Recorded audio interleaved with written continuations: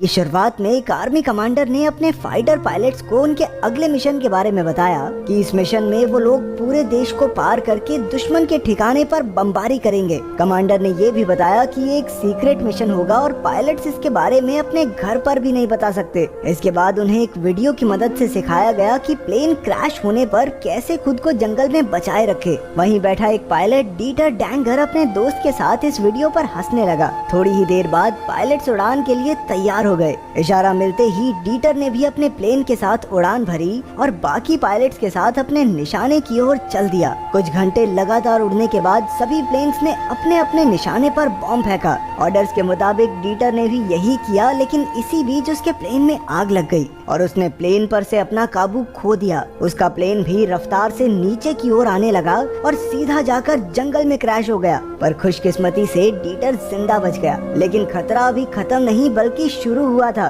उसे खड़े होते ही जंगल की तरफ भागकर खुद को छुपाना पड़ा, क्योंकि दुश्मनों की पलटन उसके पीछे थी। उसने अपना रेडियो और हथियार वहीं फेंक दिया और चुपचाप जंगल में चलने लगा। वो अपनी मदद के लिए चीजें ढूंढ रहा था और तभी उसे 2 आलू मिले, जिन्हें उसने बाद के लिए बचा लिया। इसके बाद वो वहीं पर ठीक सी जगह देखकर सो गया। आँख खुलने पर जब उसने अपने आसपास देखा तो उसे एक हेलीकॉप्टर दिखा, लेकिन वो तब तक उसे देख नहीं सकते थे जब तक वो धुएं की मदद से अपने वहाँ होने का इशारा नहीं करता। जैसे ही वो बाहर निकला तो एक माँ अपने बच्चे के साथ वहाँ से गुजर रही थी, पर उसने खुद को उनकी नजरों से छुपाना ही सही समझा। थोड़ी देर चलने के बाद वो एक चट्टान पर पहुँचा, जहाँ चढ़कर उसने अपने आसपास की जगह देखी और वो आसमान में अपनी टीम के किसी जहाज को मदद के लिए ढूंढने लगा, लेकिन उसे कोई भी अमेरिकी जहाज वहाँ नहीं मिला। वहाँ से निकलकर वो एक नदी के पास पानी पीने पहुँचा, जहाँ पानी पीते वक्त दुश्मन के आदमियों ने उसे घेर लिया। उनमें से एक आदमी ने उसे बालों से उठाया और कैद करके वहाँ से ले गए। जब डीटर की आँख खुली तो उसने देखा कि वो जमीन से बंधा हुआ था।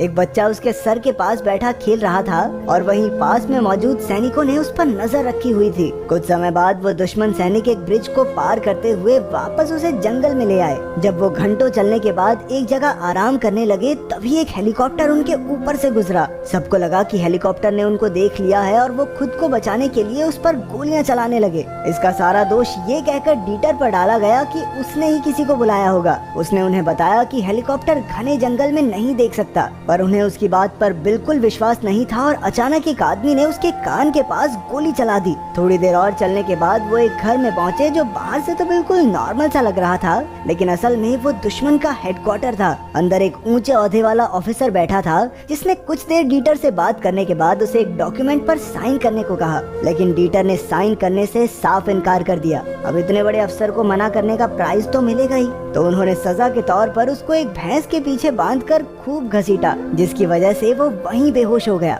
आँख खुलने पर उसने देखा कि उन्होंने उसे उल्टा लटका कर उसके मुंह के आसपास एक मधुमक्खी का छत्ता बांधा हुआ था। जैसे ही उन्होंने देखा कि डीटर को होश आ गया तो वो उसको धक्का देकर गोल गोल घुमाने लगे, जिसकी वजह से उसे बहुत चक्कर आ रहे थे, पर उसमें इतनी भी जान नहीं थी कि खुद को घूमने से रोक पाता। इतना ही नहीं, इसके बाद उसे एक कुएं में भी डुबा कर रखा गया। थक हार कर उन्होंने डीटर को एक झोपड़ी में डाल दिया, जो असल में उनकी जेल थी, जहाँ वो बाकी कैदियों से भी मिला और वहाँ मौजूद सभी कैदी मिलकर वहाँ से भागने का प्लान बनाने लगे। अगले दिन डीटर ने जब भागने के प्लान की बात की, तब उसे एहसास हुआ कि उनमें से कुछ कैदी ऐसे हैं जो सालों से वहाँ पर कैद थे और उन्हें अब विश्वास हो चुका था कि वो जिंदा तो यहाँ से बाहर नहीं जा सकते, पर उसके पास एक प्लान था जिससे उन्हें वो सारी चीजें मिल सकती हैं जो वहाँ से भागने में उसकी मदद करेंगी। वो एक गार्ड के पास गया और उससे दांत साफ करने के लिए एक टूथपेस्ट मांगा। बड़ी चालाकी से बात करते करते उसने पोल में से एक कील चुरा ली। रात को उसी कील की मदद से उसने सभी कैदियों की हथकड़ियाँ खोल दी।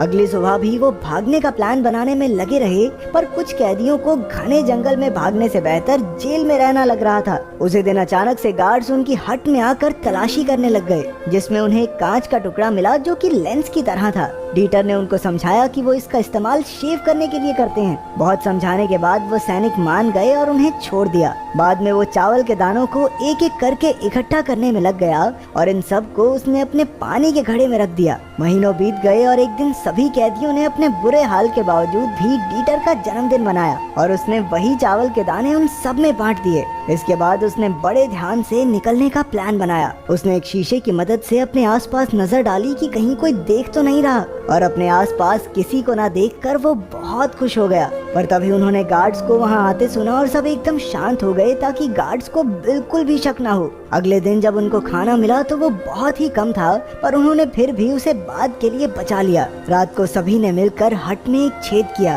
प्लान के मुताबिक उन्हें इसी छेद से भागना था। डाइटर उन झोपड़ियों के नीचे से निकलकर दीवार के पास पहुंचा और उसने नीचे मिट्टी में एक गड्ढा किया। अगले दिन वो ड्वेन के साथ पिछली रात किए गड्ढे को देखने गया, पर एक गार्ड ने तभी उनको वहाँ से डांट कर भगा दिया। उनका प्लान तब तक अधूरा था जब तक वो भागने का दिन तय नहीं कर लेते, पर अभी भी कुछ कैदी वहीं रहने में ज्यादा खुश थे। एक ने तो उनको धमकी भी दे दी कि अगर वो यहाँ से भागे तो वो चिल्लाकर सबको बता देगा, पर डाइटर ने हार नहीं मानी और किसी तरह उन्हें मनाने की कोशिश करता रहा। उस रात उनमें से कोई सो नहीं पाया क्योंकि सबके दिमाग में प्लान ही चल रहा था। अगले दिन जब गार्ड्स उनकी हट में आए तभी ऊपर से एक हेलीकॉप्टर गुजरा, जिससे गुस्सा होकर उन्होंने सबकी बहुत धुनाई की और गोलियां भी चलाई। थोड़ा अत्याचार सहने के बाद किसी का भी वहां रहने का कोई मन नहीं था और सबको लगा कि भागने की कोशिश करने में ही भलाई है। सबने बैठकर ये तय किया कि सब अगले दिन भागेंगे। भागने से पहले डाइटर ने सबको वो चावल के दाने दिए जो वो इतने समय से जमा कर रहा था, ताकि रास्ते में उन्हें भूख ना लगे और शरीर में जान बनी रहे।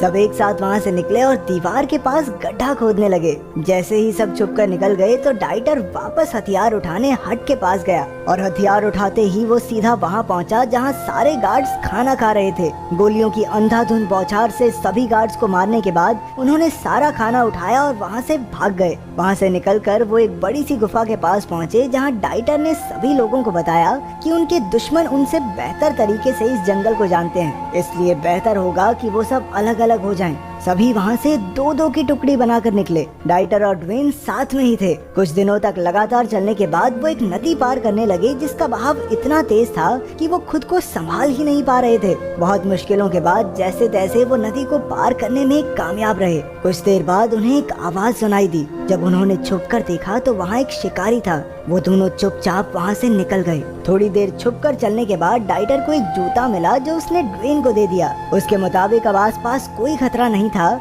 इसलिए उन्होंने अपनी बंदूकें पानी में फेंक दी। इसके बाद उन्हें आराम करने की एक जगह दिखी और वो दोनों वहाँ जाकर सो गए। थोड़ी देर बाद ही उन्हें हेलीकॉप्टर की आवाज सुनाई दी और वो चीख चीख कर मदद मांगने लगे, पर कोई फायदा नहीं हुआ। फिर डाइटर ने हेलीकॉप्टर का ध्यान अपनी तरफ करने के लिए हट्स में आग लगा दी, पर आग को देखकर हेलीकॉप्टर ने तो उन पर गोलियां चलानी शुरू कर दी। हार मानकर वो फिर से चलने लगे और तभी उन्हें एक लड़का दिखा जिसके पास पानी था। क्योंकि दोनों को बहुत प्यास लगी थी तो उन्होंने उस लड़के से पानी मांगा, पर वो लड़का उनसे डर कर अपने बस्ती वालों को बुला लाया। बस्ती वालों ने बिना कुछ सुने उन पर हमला कर दिया, जिसकी वजह से ड्वेन की मौत हो गई, पर डाइटर वहाँ से भाग निकला। उस रात वो सो भी नहीं पाया क्योंकि उसकी आंखों में बस ड्वेन की मौत घूम रही थी। अगले दिन झाड़ियों से छुपकर उसने कुछ हथियार बंद गार्ड्स को देखा और फिर वो उनके जाने का इंतजार करने लगा। उनके जाते ही वो उनका बचा खुचा खाना उठाने के लिए भागा। उसे इतनी भूख लग रही थी कि उसने अगले दिन एक सांप को पकड़कर उसे खाने की कोशिश की। अचानक उसे आसमान में एक हेलीकॉप्टर दिखा। उसने एक पत्ते को लहराकर उनसे मदद मांगने की कोशिश की, लेकिन अपने मन में तो वो भी उम्मीद छोड़ ही चुका था। लेकिन इस बार खुशकिस्मती से हेलीकॉप्टर ने उसे देख लिया और वो तुरंत उसकी मदद करने के लिए पहुंचे। जैसे ही उन्होंने रस्सी फेंककर डाइटर को ऊपर खींचा, तभी उनके दुश्मनों ने हेलीकॉप्टर को इतनी पास देखकर उन पर हमला बोल दिया। डाइटर किसी तरह बचकर हेलीकॉप्टर में वहाँ से निकल गया। जब उसने अपने बारे में बताया तो सभी को ये जानकर बहुत खुशी हुई कि उन्होंने एक पायलट को जिंदा बचा लिया है जो इतने समय से जेल में था। उसे बेस में लाकर अस्पताल में भर्ती कराया गया और वहीं पर सभी फौजियों ने उसका जन्मदिन भी मनाया। इसके बाद डाइटर को एक टूर पर ले जाया गया जहाँ उसे बहुत सम्मान मिला और ये सब देखकर वो बहुत खुश भी था। कुछ समय और फौज में अपनी सेवाएं देने के बाद वो